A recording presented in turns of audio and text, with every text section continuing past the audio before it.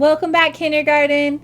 Last week you guys learned new ways to use your crown and to make different marks. We also made art about how we feel. Emotions are very important. You can show your emotions through your art. Today we're going to explore a tool and a material that you use every day, your hands and paper. We're going to create shapes by tearing. Paper is made of small fibers, almost the same way a blanket is made of threads.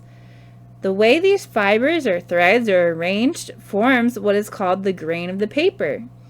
Some papers are very smooth and others are bumpy. Artists can change the shape of the paper several different ways. They use their hands as tools. Artists can tear and cut paper to make lines and shapes. The artist Henri Matisse made many artworks from pieces of paper that he cut with scissors. Let's take a look at some of his work. What do you notice about his work? I see lots of bright colors and interesting shapes. When you add several cut or torn papers together and glue them down, it's called a collage.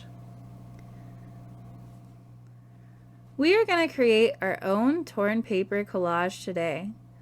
For this assignment, you will need construction paper, glue, and maybe even some scissors if you want to use them. The texture of the torn paper reminds me of a fluffy cat, so that's what I'm going to create today. You can make a cat like me, or you can use your imagination to make another animal or a monster out of your torn paper. The first thing that I did was I tore some lines for my background. When you're tearing, you want to pinch the paper from both sides, then pull one side close to you and the other side in a different direction.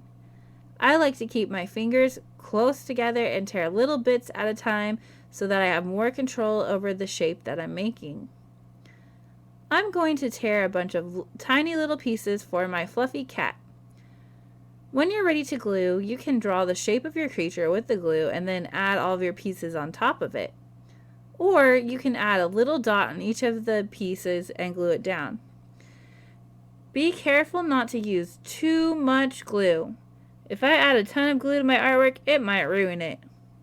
So we need to make sure that we do little dots or lines, but don't make a big pool of glue because that turns into a big mess.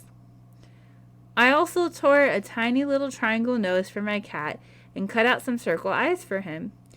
I think he's looking pretty good. What do you think? I hope you guys have fun creating your torn paper creatures, and I can't wait to see what you create. Have a fun-filled art day. See you later. Bye.